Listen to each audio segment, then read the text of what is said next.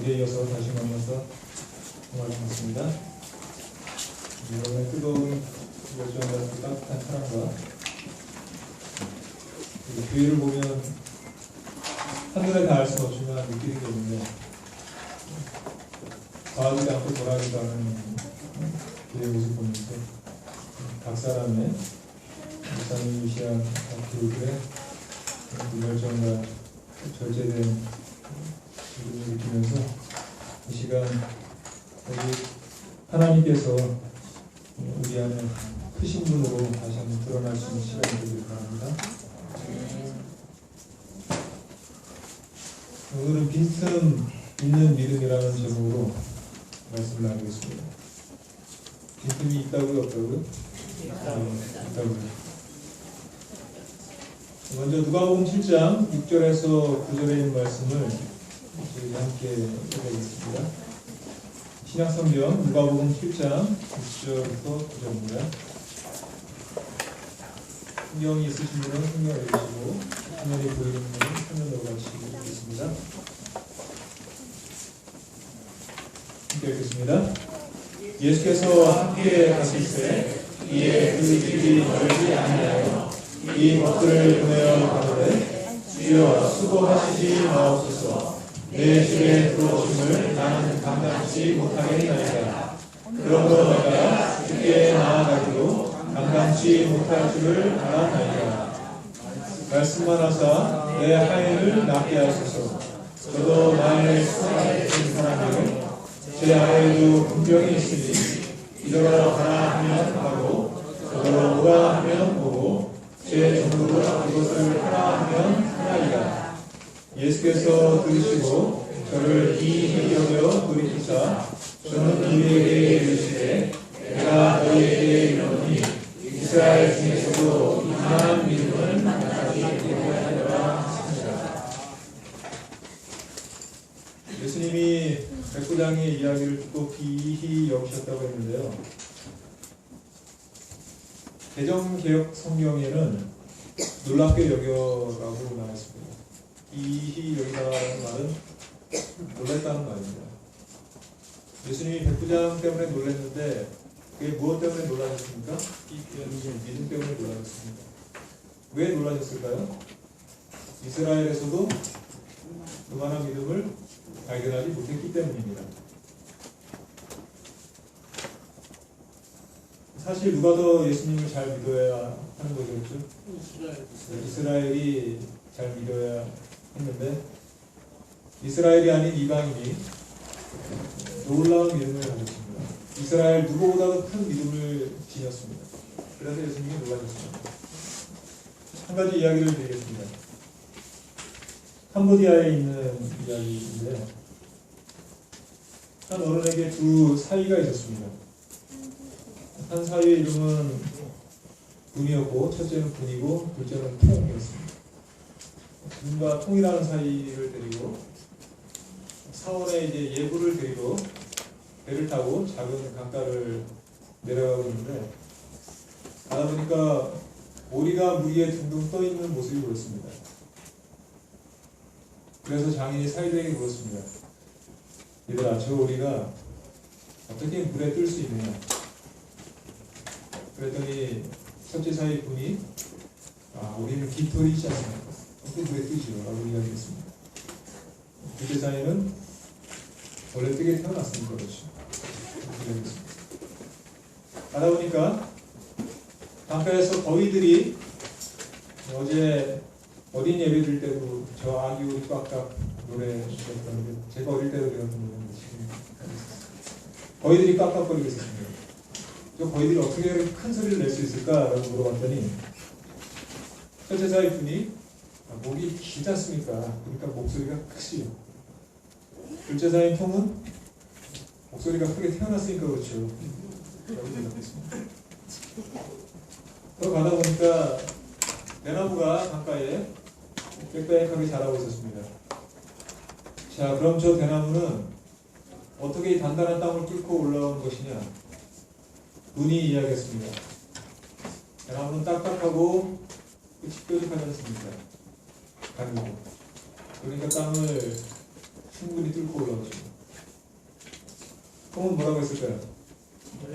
원래 그렇게 만들어졌잖아요. 마지막으로 사원이다 가까이 왔는데 뱀 한 마리가 물에서 헤엄을 치더니 밑으로 올라가고 있었습니다. 기어가는 모습을 보고 다시 한번 물었습니다. 저 뱀 피부가 참 매끄럽지. 어떻게 저렇게 매끄럽까? 조리께 설명 잘하는 큰 사이가 또 이야기했습니다. 뱀이 원래 땅굴을 파고 다니겠습니까? 땅에서 자꾸 왔다 갔다 하니까 이게 만지면서 되겠죠. 그러니까 통이 이야기했습니다. 원래 그렇게 해서 났습니다. 사이가 성의 없이 대답하는 것에 잠이 화가 나서 예, 너는 어쩌면 뭐 하나 제대로 설명하는 것이 없냐? 라고 대답을 했습니다. 그때 형님이 이렇게 이야기했습니다. 어르신, 만일 우리가 깃털이 있어서 물에 둥둥 뜨면 깃털 하나 없는 코코넛은 야절면은 어떻게 바다에 둥둥 떠다닙니까? 거위가 목이 일어서 큰 소리를 내면 두꺼비는 목이 보이지도 않는데 어떻게 이렇게 큰 소리를 내요? 대나무가 단단하고 뾰족하고 가늘어서 땅을 뚫고 올라오면 부드러운 버섯은 어떻게 땅 위에 자라는 것입니까? 뱀이 피부가 땅속을 하도 뒤지고 다녀서 맨들해졌으면 장인이 약간 장인이 어디에다 머리를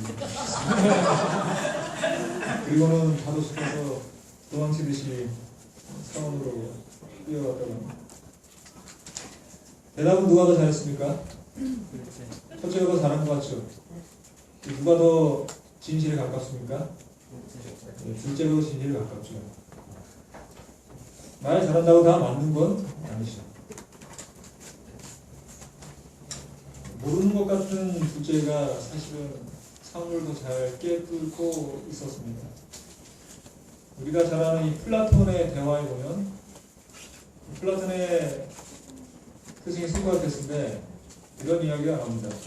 소크라테스의 가장 친한 친구 중에 카이레폰이라고 하는 사람이 있었는데 그 사람이 어느 날 델포이 신전에서 제우스에게 무의를 통해서 신탁을 전해들었는데 어떤 이야기를 들었는가 하면 아테네에서 가장 지혜로운 사람이 소크라테스다라는 말을 들었습니다. 그 소문이 퍼져서 소크라테스의 귀에도 들어왔어요. 내가 가장 지혜롭다는 말이 안 된다 스스로 생각하고 맨발로 이 말이 틀렸다는 것을 증명하겠다 하고 결심하고 맨발로 아테네 시내를 돌아다니면서 아주 유명하고 학식이 깊은 사람들을 만나서 대화를 하기 시작했습니다. 대화를 하다 보니까 소크라테스가 한 가지 깨달은 게 있었어요. 델포이 신전에서 들었던 카이레폰이 들었던 신탁이 맞을 수도 있겠다. 왜 그런가 하면 한 분야에 뛰어나다는 사람들을 찾아가서 이야기를 들어봤는데 이야기를 참 잘하고 장황하게 이야기를 하는데 소크라테스가 자세히 들어보니까 자기가 잘 모르면서도 아는 것처럼 이야기를 하는 거예요. 자기는 뭘 알고 있었어요? 아이고, 모르겠다. 그건 알고 있었는데 말하는 사람은 알지도 못하면서 아는 것처럼 이야기를 해요. 그러니까 말하는 사람은 무슨 사실도 모르고 있었어요? 내가 모른다는 사실도 모르고 아는 것처럼 이야기하고 있었습니다. 소크라테스는 뭘 알고 있었어요? 내가 모른다는 걸 알고 있었어요. 그래서 누가 가장 슬기로운 사람이에요? 소크라테스가 아테네에서 가장 슬기로운 사람이에요. 잘 아는 사람은 아무도 없었는데 소크라테스는 무엇을 알고 있었어요? 모른다는 거 하나는 알고 있었어요.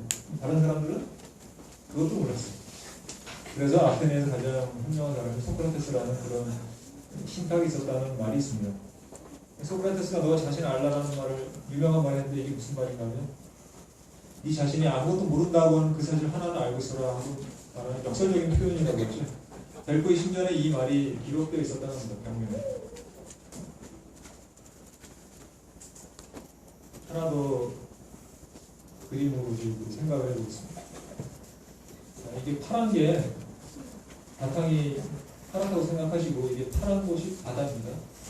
가운데 이 정하나하고 하트 모양으로 생긴 이쁘게 생긴 덩어리는 뭘까요? 섬입니다. 이 지구상의 표면을 덮고 있는 것 중에 바다의 면적이 더 넓을까요? 아니면 바다 위로 드러난 땅의 면적이 더 넓을까요? 네, 바다가 훨씬 넓습니다. 그래서 지표면의 70%가 바다이고 나머지가 이 대륙을 이루고 있는데, 우리의 이 지식의 세계를 한번 생각해 보십시오. 인간이 알고 있는 지식의 영역과 이 우주에서 인간이 알지 못하는 이 미지의 영역과 어떤 것이 훨씬 더 넓을까요? 우리가 알지 못하는 미지의 영역이 훨씬 더 넓겠죠.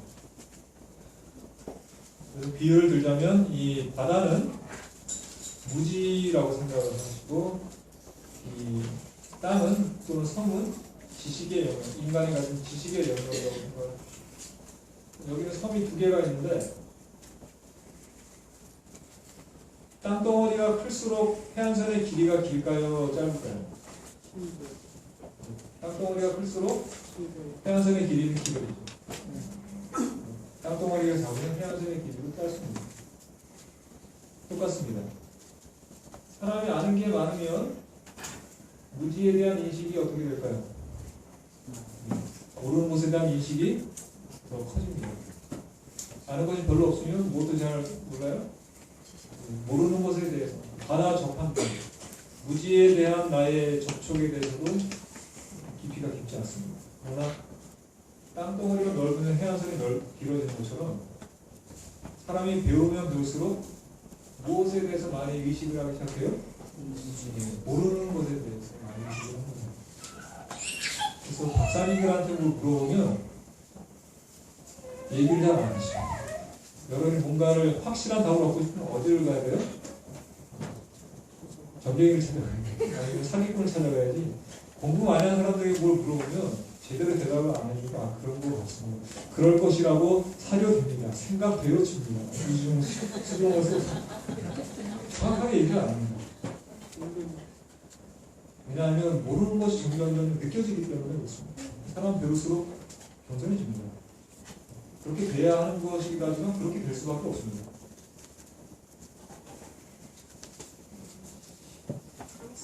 잘 아는 것 같은 사람은 사실 잘 모르고, 또 모르는 것 같은 사람은 사실 아는 덩어리가 큰 그런 역설적인 상황이 우리 삶에서도 드러나는데요. 예수님께서 이 백부장에 대해 이만한 믿음은 찾아보지 못했다라고 말하면 누가 가장 예수님을 잘한다는 얘기예요, 사실. 유대인입니까? 이스라엘입니까? 아니면 백부장입니까? 믿음이라고 하는 것은 아는 것만큼 늘어나는 것이잖아요. 여러분이 아는 사람에게 돈을 꿔줍니까? 모르는 사람에게 돈을 꿔줍니까? 100만 원을 꿔줘라. 어떤 사람에게 돈을 꿔주시겠어요? 아는 사람. 알아도 어떻게 알고 있는 사람? 잘하는데 이 사람이 성실할 것이라고 아는 사람, 아니면 불성실하다고 아는 사람? 성실하다고 알고 있는 사람에게 꿔주죠. 안 그런 사람에게는 꿔주지 않죠. 10만 원 그냥 가져가면 줄 수 있겠지. 라고 생각하죠. 알기 때문에 꿔줄 수 있는 거예요. 다시 말하면 알기 때문에 믿음이 생기는 것입니다. 그 믿음은 지식을 전제합니다. 우리가 누굴 믿는다는 것은 알고 있다는 것입니다. 알지 못하면 믿지는 못하죠. 백부장의 믿음이 이스라엘보다도 가장 크다는 것은 백부장이 이스라엘보다 누구를 더 잘한다는 얘기입니까? 예수님을 잘한다는 얘기입니다. 얼마나 자존심 상하고 놀라운 이야기입니다. 예수님도 놀라셨어요. 백부장의 믿음이 이렇게 크다니 예수님이 놀라셨습니다. 예수님은 성경에서 딱 두 번 놀라셨어요. 첫 번째로 이 백부장 때문에 놀라셨고, 두 번째로 누구 때문에 놀라셨냐면 마가복음 6장 6절 저희의 믿지 않음을 이상히 여기셨더라. 이 모든 춤에 두고 다니시며 가르치시더라. 어디에서 이런 일이 생겼습니까? 나사렛입니다. 이상히 여기셨더라라는 말이 그들이 믿지 않는 것에 놀라셨다라는 표현입니다. 아까 백부장에게 기이히 여기셨다라는 표현하고 여기 이상히 여기셨다라는 표현 똑같이 헬라어로 에타오마젠이라는 놀랬다는 표현을 같이 사용하고 있습니다. 예수님이 두 번 놀라셨는데 백부장 때문에 놀라셨고, 첫 번째는 백부장, 두 번째는 나사렛 사람들 때문에 놀라셨습니다. 왜냐하면 나사렛 사람들이 예수님의 이야기를 잘 듣다가 나중에 너희는 참 불쌍한 영혼들이다. 그 말하니까 자존심이 상했어. 그래서 제가 뭔데 그런 말을 함부로 하게 하면서 뭐라고 했냐면 이 사람이 마리아 아들 목수가 아니냐, 야곱과 요셉과 유다가 시몬의 형제가 아니냐, 야곱을 낳고 교과 공부 시간 나고 그 야곱입니다. 야곱의 자손. 그 너희들이 우리와 함께 여기 있지 아니하냐고 예수를 대적합니다. 잘 안다는 것입니다. 우리가 이 예수가 누군지 잘 알고 있는데 우리 지금 가르치려고 합니다. 나사렛 사람들이 왜 예수님을 거부했어요? 예수를 잘 안다고 있다고 생각했기 때문에. 그러나 사실은 예수를 잘 알지 못했기 때문에 그렇습니다. 그럼 우리가 무언가를 잘 안다고 해서 무언가에 대해서 잘 안다고 해서 그 분야에 대해서 모르는 것이 하나도 없다는 것은 아닙니다. 잘 알아도 모르는 것은 여전히 많이 있을 수 있습니다.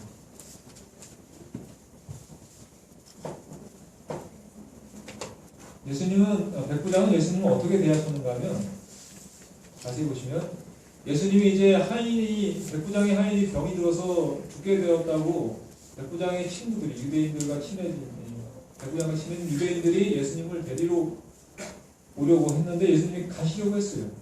가시는데 다시 백부장이 친구를 보내서 뭐라고 했는가 하면 예수님 오시지 마십시오. 그 이유가 뭡니까? 내 집에 들어오심을 감당하지 못하겠네요. 예수님이 저희 집에 오시는 게 저는 감당이 안 됩니다. 그러니까 오지 마세요. 내가 죽기에 나아가는 것도 감당이 안 됩니다. 오지 마세요. 뭐만 하시면 돼요? 말씀만 하세요. 말씀만 하시면 제 하인이 낫지 않습니까? 이것을 보고 예수님께서 이 사람의 믿음이 정말 엄청나다 라고 생각하시는 것입니다. 백부장은 예수님 만났어요? 못 만났어요? 한 번도 못 만났어요. 여러분이 예수님이 진짜 계시다면 예수님이 계실 때 내가 태어났다면 얼마나 좋을까 그런 생각 해보신 적 있죠. 근데 예수님 당시에 예수님과 동시대에 같은 장소에서 살았던 백부장은 사실 예수님을 못 만났지만 그 사람의 믿음이 가장 컸습니다. 여러분도 그렇게 될 수 있습니다. 다시 보시면 이 선을 보시면 이 노란 헤어서 무지에 대한 자기 스스로 이 감당할 수 없는 영역에 대한 어떤 부담감이 넓어질수록 그 사람을 아는 것이 많다는 것을 증명할 수 있는데 백부장이 바로 그런 사람이었습니다. 감당할 수 없는 하나님이었습니다. 여러분 만만한 하나님과 감당이 안 되는 하나님과 누가 더 하나님을 잘 믿고 있습니까? 하나님 나에게 만만해요. 하나님 나에게 감당이 안 되는 분이에요. 어떤 하나님이 그 사람에게 더 큰 하나님입니까? 여러분 감당 안 되는 하나님을 믿고 있는 것입니다. 여러분에게 항상 그 하나님이 감당할 수 없는 그런 하나님이 되었으면 좋겠습니다. 그런 만큼 여러분은 하나님을 더 잘 믿고 있는 것입니다. 제가 평택 중부교회에서 목회를 한 적이 있는데 거기는 오산 에어베이스가 같이 있습니다. 공군기지가 있는데 미군들이 많이 있습니다. 가끔씩은 제주교회 미군들이 시골 교회였는데 거기를 찾아옵니다.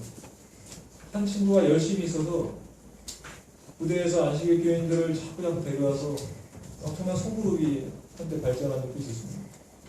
그 친구가 너무 열심히 넘쳐서 어느 날 저에게 동네 사람들 방문을 가자고 이야기했습니다. 지역사회 설문조사하는 양식을 가지고 와서 이번 아버지가 미국에서 목회를 하시는 분인데 이걸로 해서 사람들을 전도하는데 참 좋다고 가지고 왔어요. 저희도 옛날에 많이 했었던 거죠. 지역사회 봉사센터에 갔습니다. 설문하면서 사람을 전도하는 것인데 저는 그걸 안 된다고 생각했거든요. 정말 거기는 시골에 있는 성탄과 안중 사이에 있는 성처럼 하루에 1시간 버스가 왔다 갔다 하고 슈퍼마켓도 없고 구멍가게 하나 있는 마을이 한 200, 300명밖에 모여있지 않은 참 인사적인 그런 마을인데 교회라고는 저희 제림교회하고 다른 성교육교 딱 하나 있는데 저희 교회가 거의 다 장악하고 있는 그런 분인데 가죠. 안 갈 수도 없고 영어를 쓰니까 통역을 해줘야 되잖아요. 근데 어제 말씀드렸다시피 말도 잘 안 되고 지금 갔는데 이 사람이 무슨 말을 하든지 제가 하고 싶은 대로 말을 하는 거죠. 할머니, 할아버지, 어르신들 계시니까 제가 하고 싶은 말을 막 하는데 마침 천안 외대에 다니는 청년이 하나 있어서 같이 셋이 갔습니다. 근데 오랜만에 그 마을에서 젊은 중년의 30대 중반 되시는 분이 마당에서 몸빼바지 입고 빨래를 하고 계신 여자분인데 젊은 분을 보니까 반가워서 이야기를 막 했습니다. 제가 막 승리를 하려고 하는데 그분이 갑자기 영어로 막 대답을 하시는 거예요. 제가 갑자기 깜짝 놀랐습니다. 미국의 친구는 놀랐어요. 영어를 유창하게 너무 잘하시는 거예요. 이런 분이 여기 살았다니. 외대에 다니는 친구에게 물어봤습니다. 저는 알아요.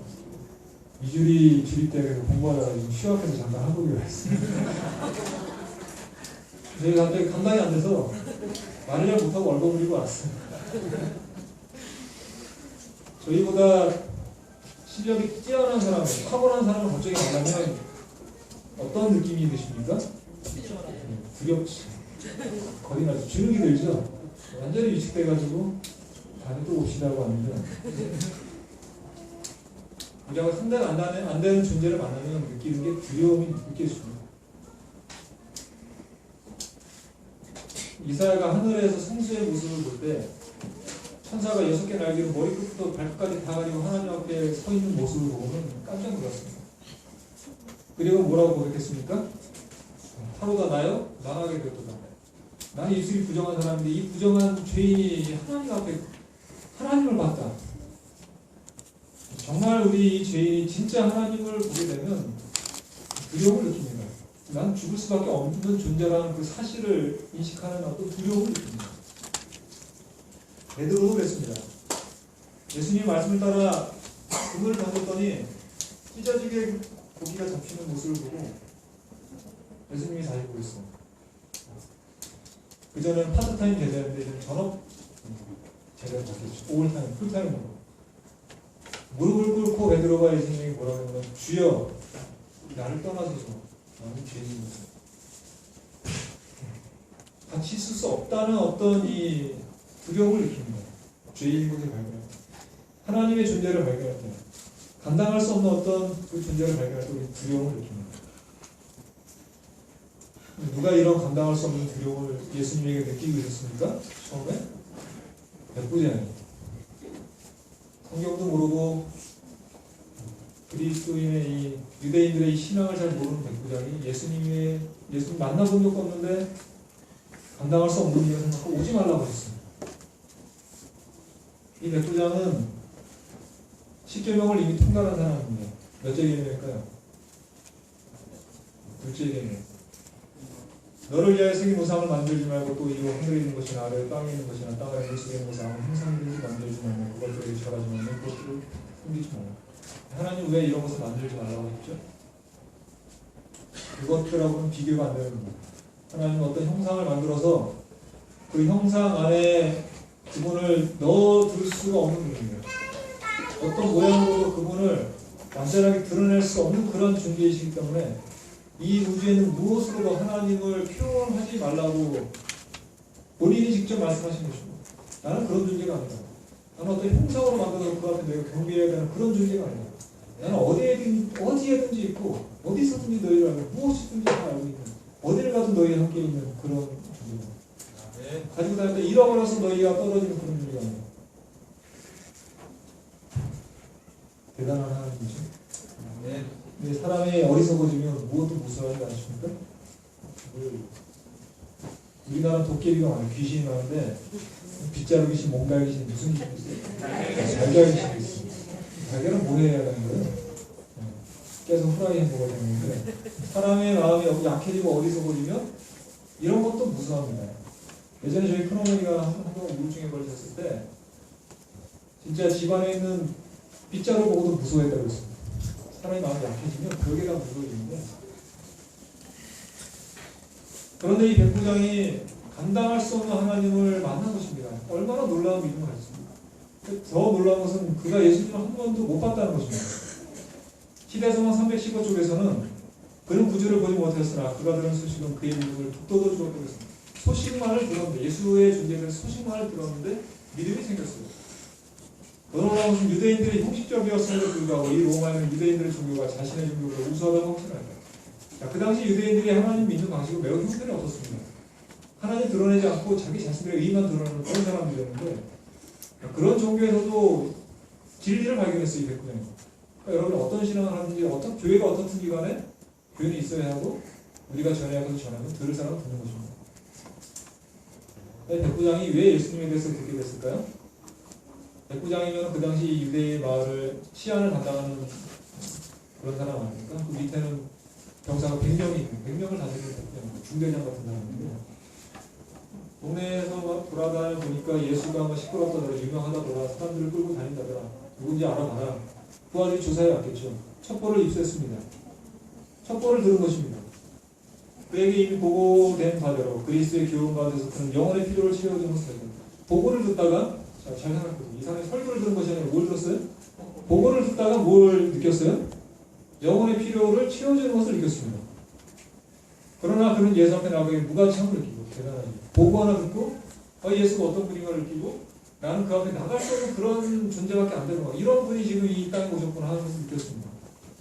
그리고 누구의 병도 고칠 수 있다? 내 사랑하는 하인의 병도 이분 능히 고쳐줄 수 있다. 그걸 손을 들었겠죠. 더 나아가서 스스로 자기가 생각해낸 방법. 예수님은 우리 집에는 오시면 안 되는 분이다.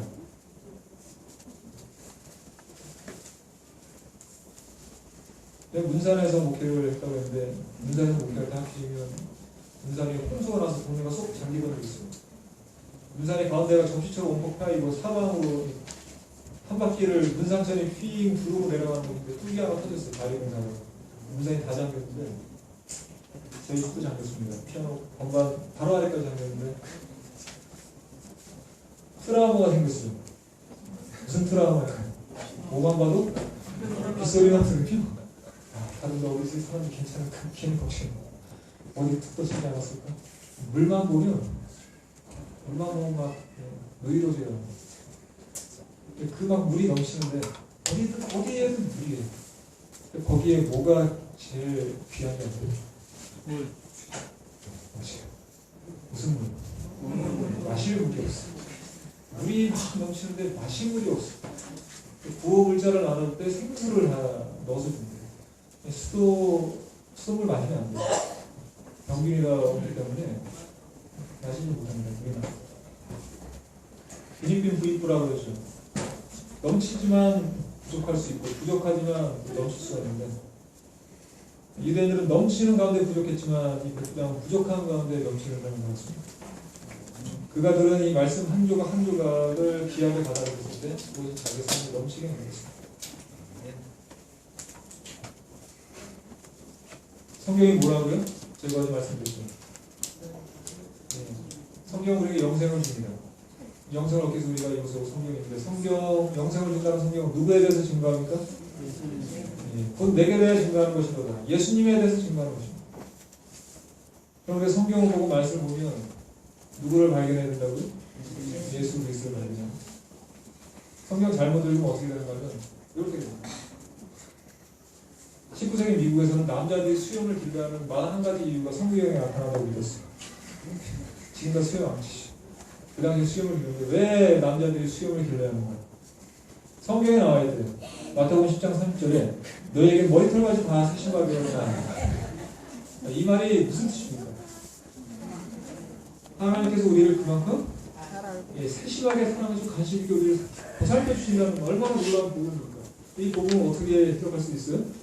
수염을 길러야 하는 명제를 주장하는 근거로 사용할 수가 있는데 이러면 안 된다는 거죠.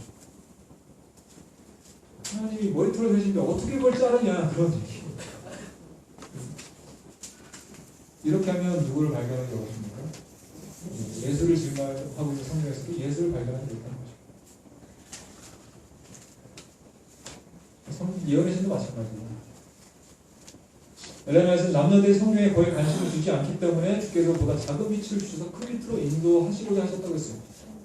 다시 말해서 성경을 열심히 읽었다면 예언의 신은 필요도 없었다는 것입니다. 엘레나이 그렇게 이야기했어요.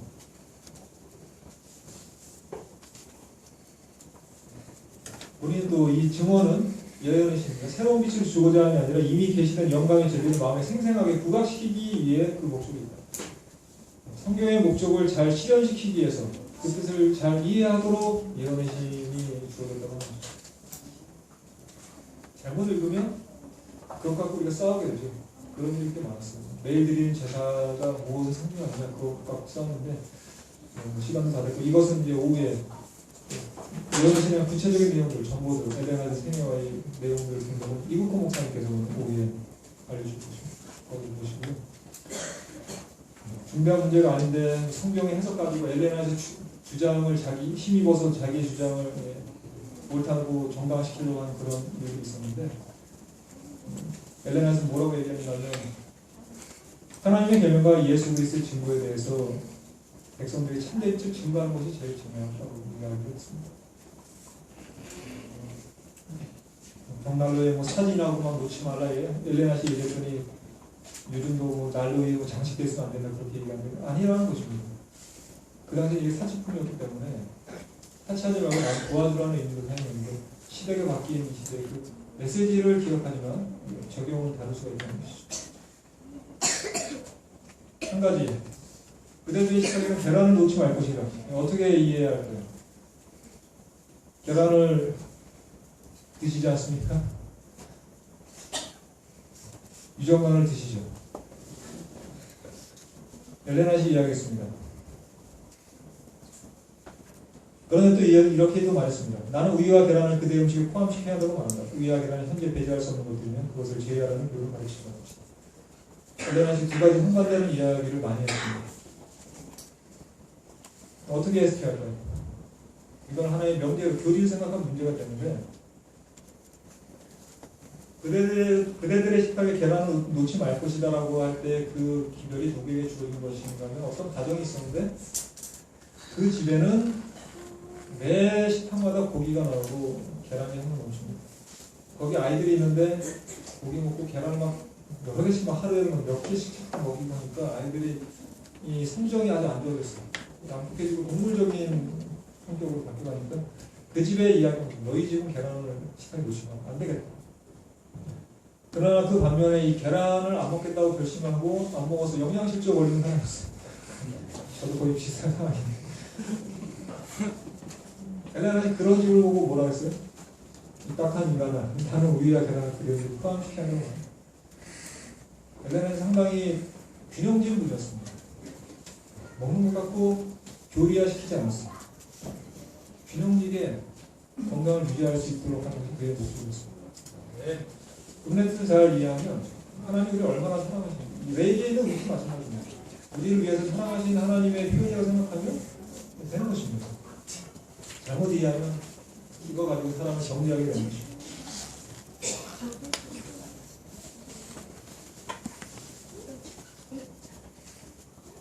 자, 이런 말이 있습니다. 인터넷에 찾았는데요. 또 실패네. 어떤 때는 성공이고 어떤 때는 실패고 남편이 잘 푸는데 저녁밥이 없어서 급해서 제가 하다 보니 가위로 실을 잘랐습니다.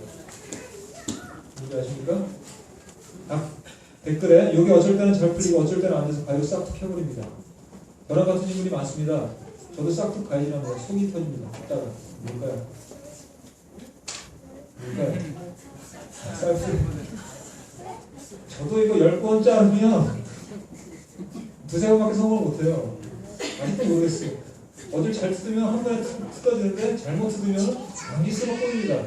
이건 제 집사람이 가위를 갖고 그냥 찢어버립니다. 실마리를 잘 풀으면 모든 것이 한 번에 해결이 되는데 실마리를 잘못 풀면 계속해서 꼬입니다.